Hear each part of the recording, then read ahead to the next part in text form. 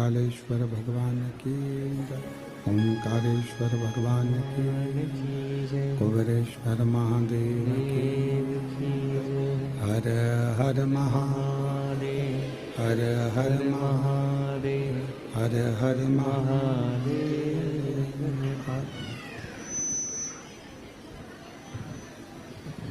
काशी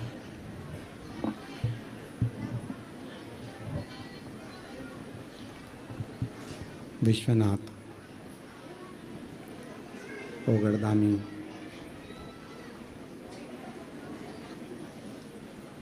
त्रिकालदर्शी कैलाशी अविनाशी भगवान शिव, जिनकी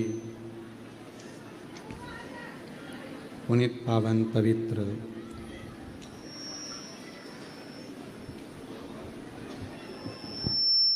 शिव महापुराण की कथा भगवान देवाधिदेव महादेव की कृपा से, करुणा से, उनकी उदारता से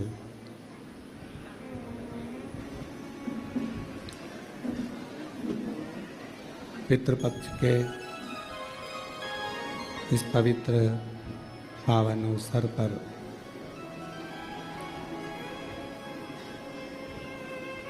ये पवित्र शिव महापुराण की कथा श्रवण करने का सौभाग्य बाबा देवाधिदेव महादेव की पवित्र भूमि 12 ज्योतिर्लिंग का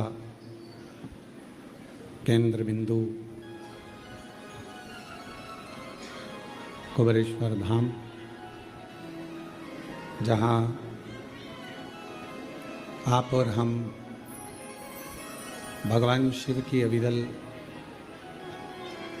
पितृ पक्ष में पितरों के मोक्ष हेतु, पितरों की शांति हेतु ये पवित्र शिव महापुराण की कथा आज विराम की ओर जा रही है। पितृपक्ष का भी आज विराम है और साथ में शिव महापुराण की कथा का भी आज विराम है। कथा के मुख्य यजमान श्रीमती सरोज श्रीवास्तव जी, श्रीवास्तव परिवार कि यदि शिव पर आस्था है, कौन कौन शिवलिंग ऊपर की जलाधारी में जया विषहरा शामली बारी दौतली देव। अब जब पूरा ही खानदान, पूरा परिवार इस शिवलिंग में है तो फिर अलग से गणेश जी को जल चढ़ाने की क्या जरूरत है? उनको अच्छे से बैठने तो उनके कपड़े बढ़िया जोरदार, काय को गीला कर रहे? पार्वती जी अच्छे जोरदार चुन्नी वेस्ट पहन के बैठी हैं, हम बढ़िया हाथ जोड़कर क्यों गीला कर रहे हो? बोलो बोलो, सही है कि गलत है? कार्तिकेय जी बैठे हैं अच्छे से बढ़िया से, तो उनको भी नहलाने की क्या जरूरत? जब सब तुझ में रब दिखता है यारा में क्या कर? जब एक ही जगह पर सब हैं तो फिर हम हमारी बुद्धि को क्यों इधर उधर कर रहे हैं? क्यों? फिर तो ये भृंगी जैसा चरित्र हो गया।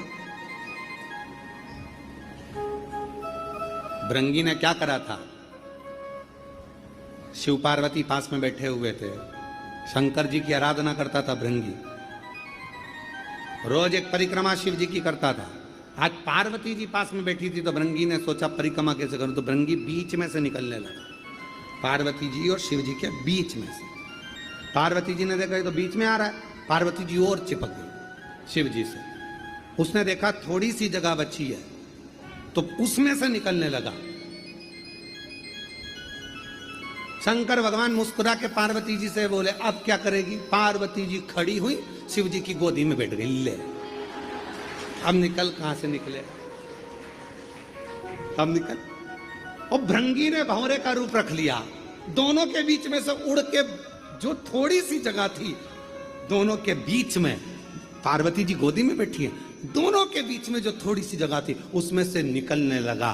तब पार्वती जी ने कहा, तूने शिव और पार्वती को अलग समझा है। शंकर, पार्वती और 33 कोटि देवता ये कोई अलग नहीं है, सब शिव में समाये हैं। ये तेरा भ्रम है, ये तेरा भ्रम है। इसीलिए मैं तुझे श्राप देती हूं। तेरे शरीर में जितना मांस है वो मां का दिया हुआ है, जितनी अस्थियां हैं वो पिता की दी हुई है। अगर तू माता से भेद करता है तो तेरे शरीर के मांस छिन्न हो जाए, केवल हड्डियों का ढांचा रह गया था। प्रार्थना करी, क्षमा करो, क्षमा क्षमा क्षमा करो, क्षमा करो। यह हमारा भ्रम है। हम जिन जिन मंदिर में जाते हैं तो कई लोग हमको लोटा भर के जल देकर कहते हैं, ये गणेश जी पे चढ़ा दो गुरुजी। हमने कहा वहां है सब। गुरुजी पार्वती जी को जल चढ़ा दो, गुरुजी कार्तिकेय जी को जल चढ़ा दो। हम एक लोटा जल लेकर शंकर जी के मंदिर में जाकर शंकर जी के चारों तरफ चढ़ाकर आखिरी में शिव जी को चढ़ा देते हैं। उसमें सब समाया है, पूरा 33 कोटि देवता, सारे देव, सारे आनंद, सारी देवियां सब उसी में है। तो हम क्यों भटके?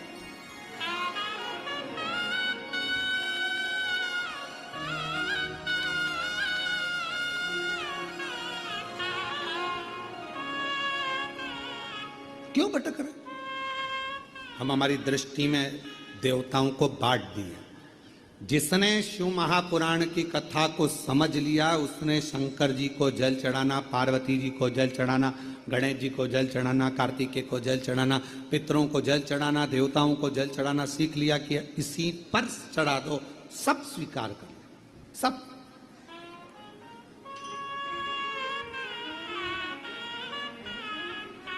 आजकल के डॉक्टर बहुत समझदार होते हैं। पहले के शिवलिंग ऊपर की जलाधारी में जया विषहरा शामली बारी दौतली थे। अब जब पूरा ही खानदान, पूरा परिवार इस शिवलिंग में है तो फिर अलग से गणेश जी को जल चढ़ाने की क्या जरूरत है? उनको अच्छे से बैठने, तो उनके कपड़े बढ़िया जोरदार, काय को गीला कर रहे? पार्वती जी अच्छे जोरदार चुन्नी वेस्ट पहन के बैठी हैं, हम बढ़िया हाथ जोड़कर क्यों गीला कर रहे हो? बोलो बोलो, सही है कि गलत है? कार्तिकेय जी बैठे हैं अच्छे से बढ़िया से, तो उनको भी नहलाने की क्या जरूरत? जब सब तुझ में रब दिखता है यारा में क्या कर? जब एक ही जगह पर सब हैं तो फिर हम हमारी बुद्धि को क्यों इधर उधर कर रहे हैं? क्यों? फिर तो ये भृंगी जैसा चरित्र हो गया। भृंगी ने क्या करा था? शिव पार्वती पास में बैठे हुए थे, शंकर जी की आराधना करता था भृंगी, रोज एक परिक्रमा शिव जी की करता था। आज पार्वती जी पास में बैठी थी तो भृंगी ने सोचा परिक्रमा कैसे करूं, तो भृंगी बीच में से निकलने लगा, पार्वती जी और शिव जी के बीच में से। पार्वती जी ने देखा तो बीच में आ रहा है, पार्वती जी और चिपक गई शिव जी से। उसने देखा थोड़ी सी जगह बची है तो उसमें से निकलने लगा। शंकर भगवान मुस्कुरा के पार्वती जी से बोले, अब क्या करेगी? पार्वती जी खड़ी हुई, शिव जी की गोदी में बैठ गई। ले अब निकल, कहां से निकले? अब निकल। और भृंगी ने भंवरे का रूप रख लिया। दोनों के बीच में से उड़ के जो थोड़ी सी जगह थी, दोनों के बीच में, पार्वती जी गोदी में बैठी है, दोनों के बीच में जो थोड़ी सी जगह थी उसमें से निकलने लगा। तब पार्वती जी ने कहा, तूने शिव और पार्वती को अलग समझा है। शंकर, पार्वती और 33 कोटि देवता ये कोई अलग नहीं है, सब शिव में समाये हैं। ये तेरा भ्रम है, ये तेरा भ्रम है। इसलिए मैं तुझे श्राप देती हूं। तेरे शरीर में जितना मांस है वो मां का दिया हुआ है, जितनी अस्थियां हैं वो पिता की दी हुई है। अगर तू माता से भेद करता है तो तेरे शरीर के मांस छिन्न हो जाए, केवल हड्डियों का ढांचा रह गया था। प्रार्थना करी, क्षमा करो, क्षमा क्षमा, क्षमा करो, क्षमा करो। यह हमारा भ्रम है। हम जिन जिन मंदिर में जाते हैं तो कई लोग हमको लोटा भर के जल देकर कहते हैं ये गणेश जी पे चढ़ा दो गुरुजी। हमने कहा वहां है सब। गुरुजी पार्वती जी को जल चढ़ा दो, गुरुजी कार्तिकेय जी को जल चढ़ा दो। हम एक लोटा जल लेकर शंकर जी के मंदिर में जाकर शंकर जी के चारों तरफ चढ़ाकर आखिरी में शिव जी को चढ़ा देते हैं। उसमें सब समाया है, पूरा 33 कोटि देवता, सारे देव, सारे आनंद, सारी देवियां सब उसी में है। तो हम क्यों भटके?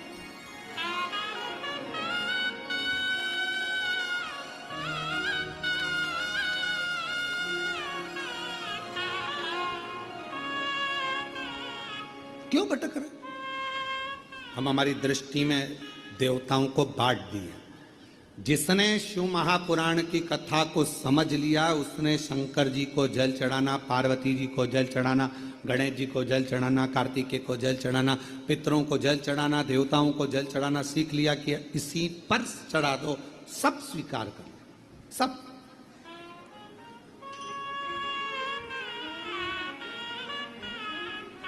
आजकल के डॉक्टर बहुत समझदार होते हैं। पहले के डॉक्टर अलग अलग तरह का इंजेक्शन, जब तक ये शरीर में चल रही है तब तक ये शरीर कहलाता।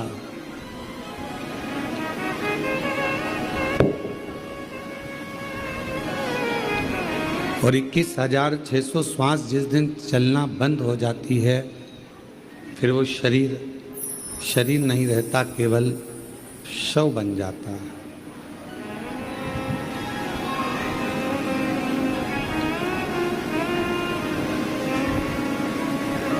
अब जितनी श्वास हमारे भीतर चल रही है वो शिव ही चलाने वाला है और शिव ही उसका निर्माता है।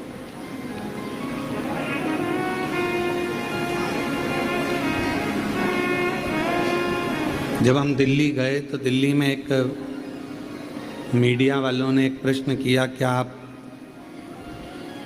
साइंस को नहीं मानते हो? एक लोटे जल का वर्णन करते हो। हमने उनका हाथ जोड़कर कहा कि हम साइंस को मानते हैं,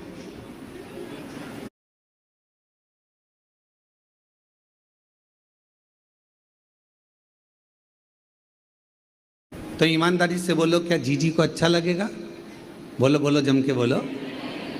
नहीं, हाँ, कहीं कहीं की जीजी को अच्छा लग सकता है।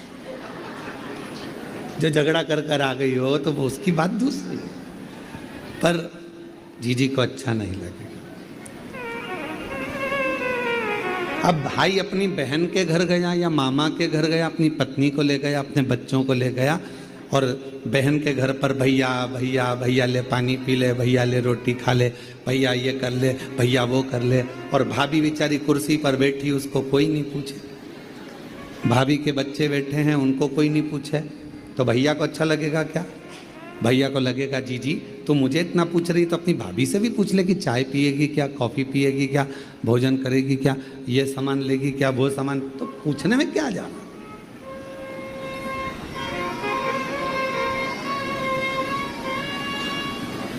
बिना परिवार के कहीं सुख की अनुभूति नहीं है। तो शिव महापुराण की कथा कहती है अगर नवरात्रे आए तो शिव को जरूर पूछिए, भगवान शंकर को एक लोटा जल जरूर चढ़ाइए। पितृपक्ष आए तो एक लोटा जल जरूर चढ़ाइए। रामनवमी आए, शंकर भगवान को एक लोटा जल जरूर चढ़ाइए। कृष्ण जन्माष्टमी आए, भगवान शंकर को एक लोटा जल जरूर चढ़ाइए। और संसार के जितने त्यौहार आते हैं उन सभी त्यौहार में जिस दिन तुमने शिव को एक लोटा जल चढ़ाना प्रारंभ कर दिया उस दिन आपके दुखड़े मिटना अपने आप प्रारंभ। हम दुख को क्यों घेरते? कोई कहता है हमारे नवरात्रि आती है और हमारा टेंशन आता है, कई बार परेशानी आ जाती है। कोई त्यौहार आता है तो हमारे घर में चिड़चिड़ होने लगती है। हमारे यहाँ सत्यनारायण की कथा होती है तो कहीं ना कहीं लड़ाई होने वाली होती है। हमारे यहाँ यह अनुष्ठान यज्ञ कराने की सोचते हैं तो कुछ हो जाता है, अच्छा करने का, सुंदरकांड कराने का सोचते हैं तो कुछ हो जाता है, रामायण कराने का सोचते हैं तो कुछ हो जाता है, किटी पार्टी होती है तो कुछ नहीं होता।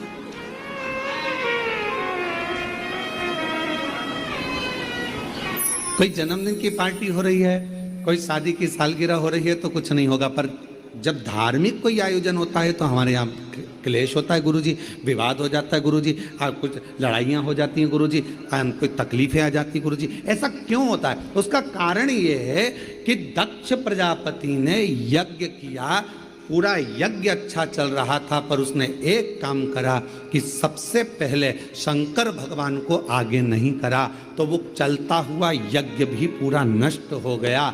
जिस पूजन में, जिस पाठ में, जिस अनुष्ठान में, जिस आराधना में, चाहे तुम किसी भी देवता की आराधना करो, अगर उसमें शिव जी का नाम नहीं है तो वो अनुष्ठान, वो यज्ञ, वो जप श्रेष्ठ नहीं होता।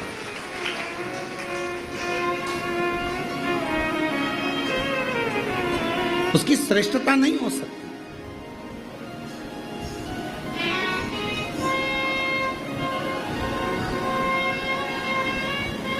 कई लोग कहते हैं गुरुजी आप बार बार श्री शिवाय नमस्तुभ्यम, श्री शिवाय नमस्तुभ्यम, श्री शिवाय नमः। आप बार बार श्री शिवाय नमस्तुभ्यम बोलते हो, आप बार बार लाइनों को गुनगुनाते रहते हो।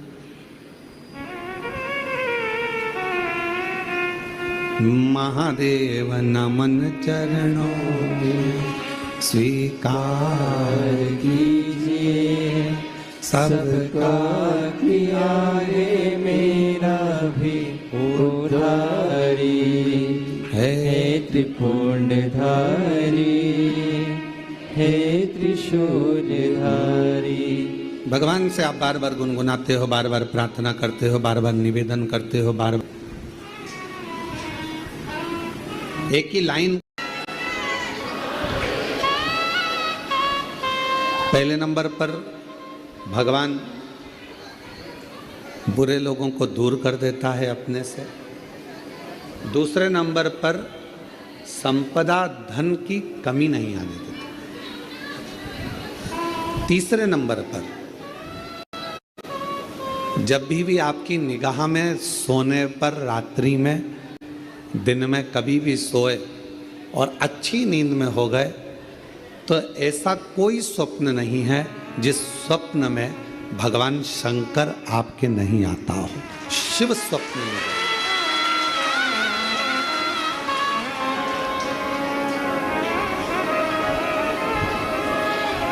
जल चढ़ाने वाले जरा सावधानी से सुनना इन 5 सूत्रों को।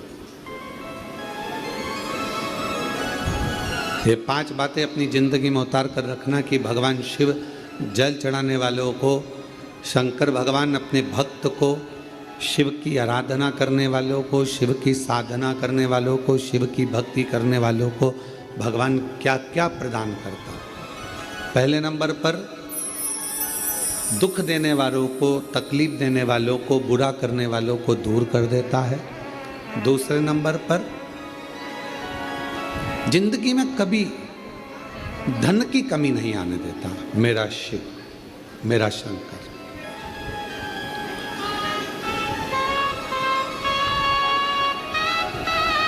तीसरे नंबर पर ऐसा कोई स्वप्न नहीं है जिस स्वप्न में शिव ना हो। तुम रात को सोओगे, कितने भी सपने देख रहे हो, परंतु एक आध सपना ऐसा होगा जिस सपने में तुम्हें शंकर जी जरूर नजर आएगा, शिव जरूर। और जब स्वप्न में शंकर जी नजर आने लगे तो समझ लेना कि शिव जी ने तुम्हारा हाथ पकड़ना प्रारंभ कर लिया है और शिव तुम्हें साथ, तुम्हें साथ।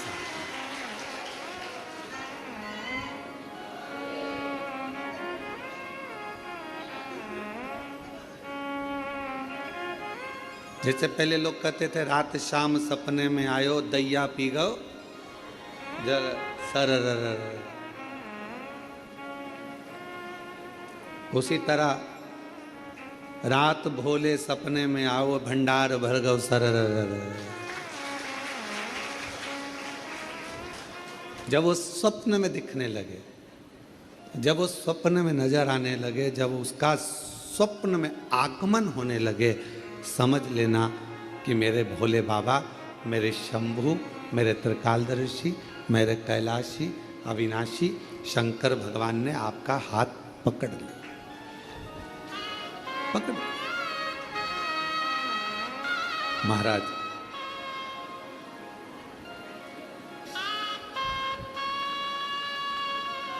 चौथे नंबर का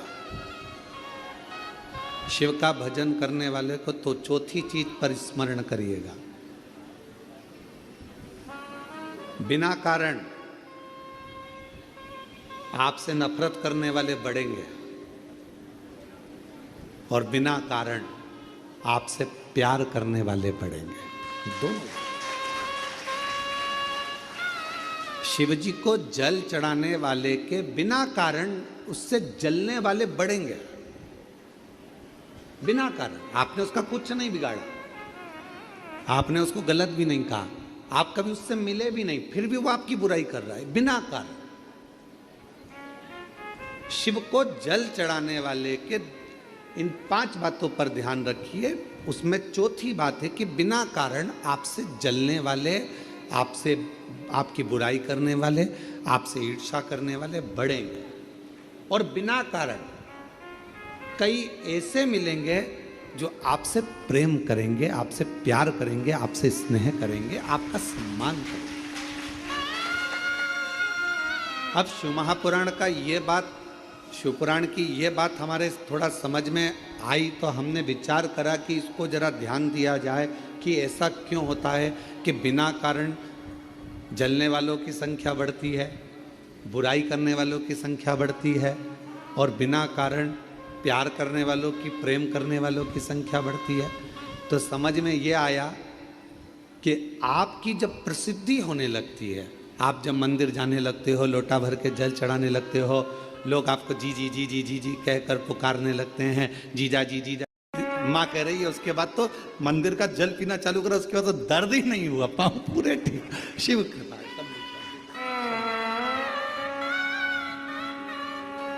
तेरे दरबार की मंत्र ना बोलो तो कह देना ये तो हमारा नंबर है। कोई कहे 1 लोटा जल चढ़ाकर मंदिर का जल मत पियो, कहना इसके बिना तो मैं रह नहीं सकती, ये तो मेरा आचमन है। कोई कहे बेलपत्र के वृक्ष के नीचे दीप मत लगाओ, 68 करोड़ तीर्थ नहीं जा सकती, मेरे बाबा ने मेरे घर के पास में तीर्थ बना दिया, बेलपत्र का वृक्ष लगा दिया।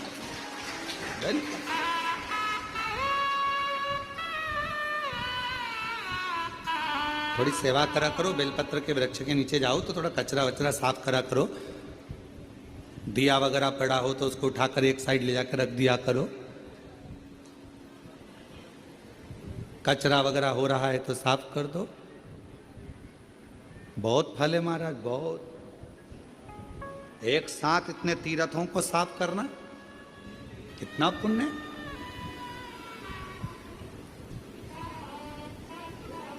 आराधना, साधना। भगवान नारायण बेलपत्र के वृक्ष के नीचे बैठकर साधना कर रहे हैं। शिव जी साधना में लगे हैं, उनकी समाधि को कौन तोड़े? कामदेव को भेजा गया। कामदेव से कहा गया कि भगवान देव अधिदेव महादेव की समाधि को तोड़। वो तप में डूबे, विवाह कराना जरूरी है उनका, तारकासुर का संहार करना है।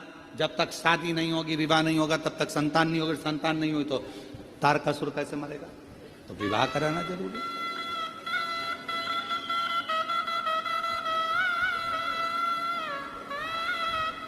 बहुत जरूरी। और धीमा बजाओ भोलानाथ डमरू, धीमा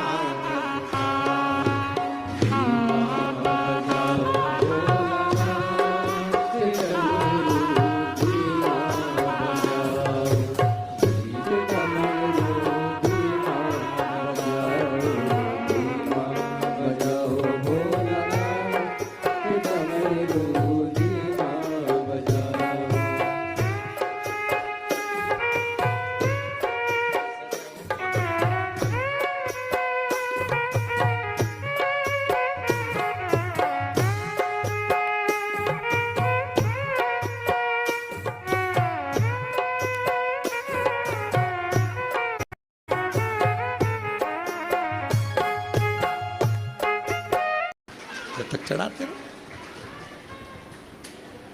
जिस दिन तुम्हें समेट के लोटे में भर दे, बस उस दिन जल समाप्त, सारी समस्या का हल एक लोटा जल। और वो लोटा जल समझ गए क्या तुम? वैसे तो तुम सब समझदार हो।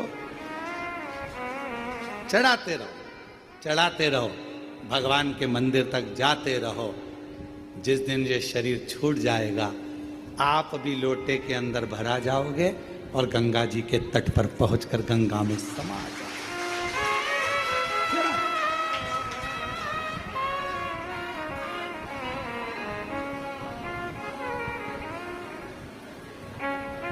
चढ़ा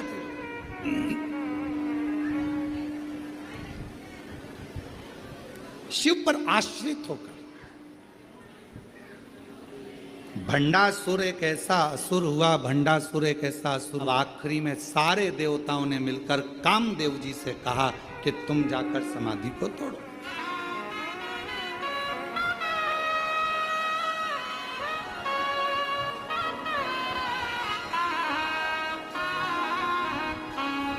इस समाधि को कोई तोड़ नहीं पा रहा, तुम जाओ। और भगवान देव अधिदेव महादेव जो तप साधना में लगे थे, कामदेव समाधि को तोड़ने के लिए चले। समाधि। और अभी कथा में कहा, यदि कोई श्री शिवाय नमस्तुभ्यम बोल रहा है, कोई ओम नमः शिवाय बोल रहा है, कोई नमः शिवाय बोल रहा है, कोई राम नाम बोल रहा है, कोई कृष्ण नाम बोल रहा है, कोई हरे राम राम राम हरे हरे, कोई हरे कृष्णा कृष्णा कृष्णा हरे हरे, कोई राधे राधे, कोई शिव नाम, कोई जगतजननी का नाम, कोई अम्बा का नाम, जिसकी मर्जी पड़ रही है वो बोलो। पर अपने मुख से कभी ये मत बोलो कि ये मंत्र जपो, कि ये मंत्र जपो। तुम्हारा दिल जिससे लग जाए उसका मोबाइल नंबर याद कर लो, बोल, उसका मंत्र याद करो।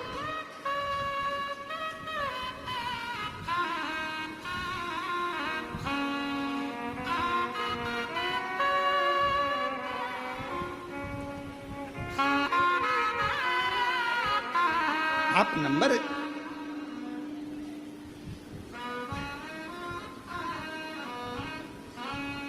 अच्छा बोलो, ईमानदारी से बोलना जरा, हो उत्तर सही से देना। तुम्हारे मोबाइल में इतने सारे नंबर तुम लोगों ने सेव करके रखे हैं, किसी का भी नंबर तुम्हें याद है? केवल एक का याद है, एक तुम्हारे पापा का, मम्मी का, और पत्नी को पति का, और पति को पत्नी का। यहां तक नंदों का भी नंबर भूल गए, यहां तक मामा जी, मौसा जी, मौसी जी, काका जी, काकी जी, सब का नंबर भूल गए। पर जो नंबर तुमसे स्नेह से जुड़ा हुआ है वो नंबर तुम कभी नहीं भूले। मोबाइल खो गया तो भी नंबर याद है। कहीं एसटीडी पर जाओगे, फोन लगाओगे, क्यों, किसका है, तू कहां से बोल रही है? अरे मैं कुबेरेश्वर धाम आई थी तो मोबाइल ना जाने कहां चले गया, तो मैंने एसटीडी से फोन लगाया है। अच्छा, हाँ, तुझे मेरा नंबर याद था? पति खुश होकर बोला, तुझे मेरा नंबर याद था? पत्नी बोली, तुम्हारा ही तो याद है, बाकी का किसी का याद नहीं था। किसको फोन लगाऊं, फोन नहीं मिल रहा, मेरा नंबर, मेरा मोबाइल नहीं मिल रहा, मोबाइल नहीं मिल रहा। और पत्नी बेचारी बस कहने लगी, नंबर याद था, बस तुमको पति का नंबर याद था। पति खुश हो गया और तुरंत उसने कहा, तू चिंता मत कर, मैं बाइक लेकर, गाड़ी लेकर अभी निकलता हूं। रोना नहीं, मैं बैठी मिलना, आ रहा कुबेरेश्वर धाम पर। और आया, तुरंत टिकट विकेट कटा के और दूसरे तीसरे दिन तो यहां पहुंच गया। बस नंबर याद था तो वो खुश होकर तुम्हें लेने के लिए आ गया, और उसका नंबर याद है तो वो भी खुश होकर तुम्हें लेने के लिए आ गया। नंबर याद, और उसका एक ही नंबर है, श्री शिवाय नमस्तो, श्री शिवाय नमस्तो। उसका नंबर याद रखो, नंबर। गुनगुनाते। अपने बच्चों को भी बता दो, ये नंबर याद रख लेना। अपने घर के बच्चों को भी कह दो, ये नंबर मत भूल जाना, ये नंबर याद रखना, ये नंबर बहुत काम का है। जब जब तकलीफ आए, फिर कोई दूसरी गाड़ी निकल कर गई, फिर लगा अपनी है। इतने में बैग तैयारी करा था तो पति ने कहा चुप बैठ, अभी अपनी नहीं आई है। फिर थोड़ी देर में कोई गाड़ी आई, फिर उठ के खड़ी हो गई, अपनी है। अब जो आ रही है ना, वो ऐसा लग रहा है कि अपना ही है, अपनी ही गाड़ी जा रही है, अपनी ही गाड़ी आ रही है, अपनी गाड़ी आ रही है, अपनी गाड़ी। जब तक भगवान नहीं मिलता तब तक ऐसी आस लगी रहती है, अब बाबा मिलने वाला है, अब विश्वनाथ जी मिलने वाला है, अब उज्जैनी नरेश मिलने वाला है, अब महाकाल राजा मिलने वाला है, अब कुबेरेश्वर बाबा मिलने वाला। उत्सुकता बढ़ रही, उत्सुकता, उमंगता बढ़ भीतर,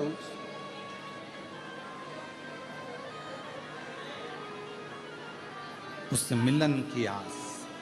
तो शिव कथा कर रही है कि परमात्मा के मंदिर में जाओ और परमात्मा तुम्हें मिल जाए तो समझ लेना भाग्यवान हो, और यदि परमात्मा मंदिर में जाने पर ना मिले तो भी समझ लेना कि सौभाग्यशाली हो, महा आनंदमय हो। परमात्मा तुमसे थोड़ा सा ओझल हो गया है, छुप गया है, पर शीघ्र ही परमात्मा मिलेगा, जो मिलेगा। और मैंने तेरे ही भरोसे बाबा, तेरे ही भरोसे हवा बिच उड़ती जावागी, बाबा डोर हथो चढ़ी नाम कटी जावागी। भोले मैं तेरी भोले मैं तेरी हवा बिच उड़ती जावागी, बाबा डोर हथो छड़ी नाम कटी जावागी। हम शिव को पाएं कैसे?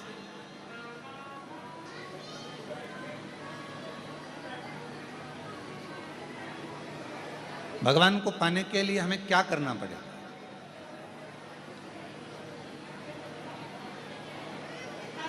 एक बहन ने एक प्रश्न लिखा,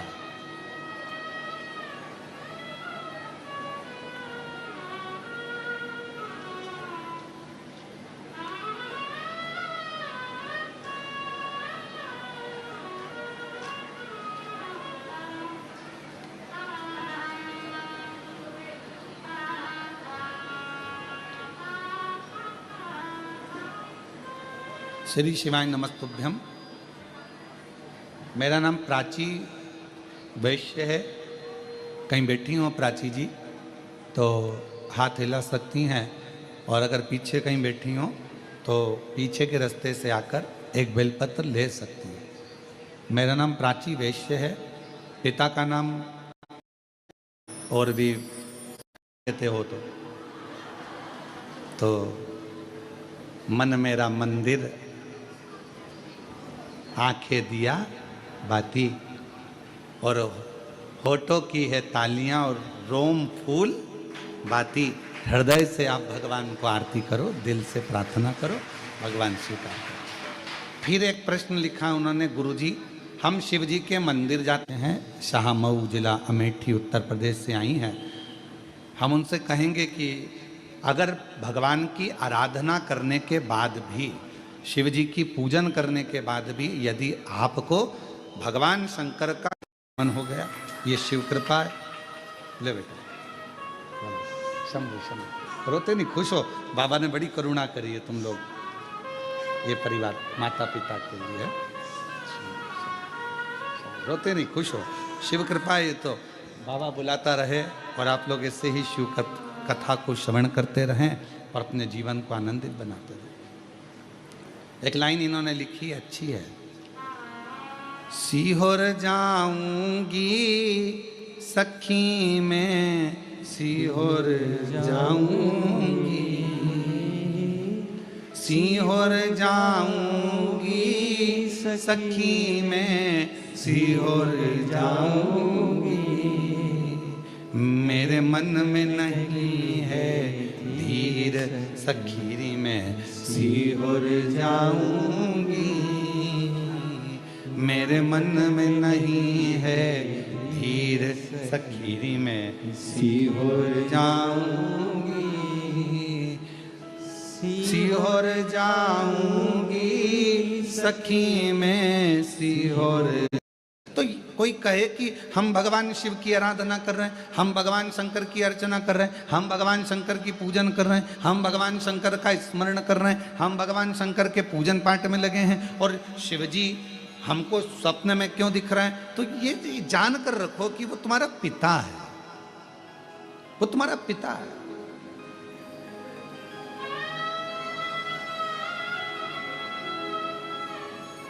शिवलिंग दिख रहा है मतलब कोई अच्छा कार्य आपकी जिंदगी में होने वाला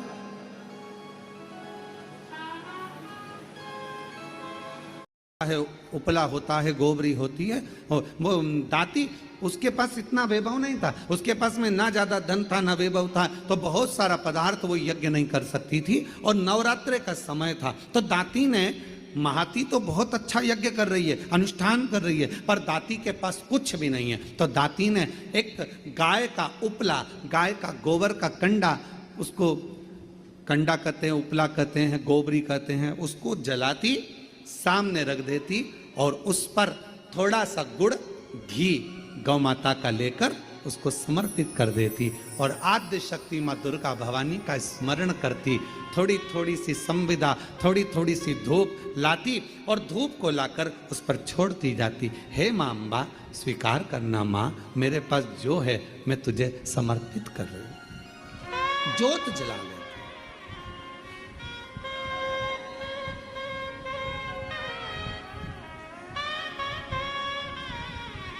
ज्योत जला, वो भाव है, ना चौकी है सोने की, और मैया को पुकार रही है, माँ को आवाज लगा रही है, कभी फुर्सत जगदम्बे निर्धन के घर आ जाना, कभी फुर्सत हो तो जगदम्बे निर्धन के घर भी आ जाना, जो रूखा सूखा दिया हमें उसका ही भोग लगा जाना, जो रूखा सूखा दिया हमें उसका भी भोग लगा जाना। दाती गाय का गोबरी, गाय का कंडा, गाय का उपला तैयार करती, माँ जगत जननी को धूप दे देती, धूप दे देती।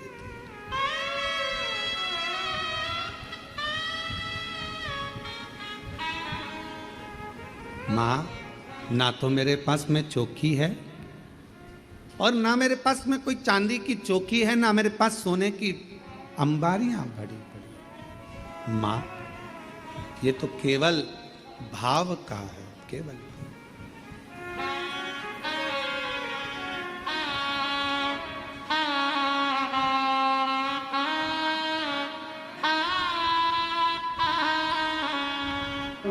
छत्र बना सका सोने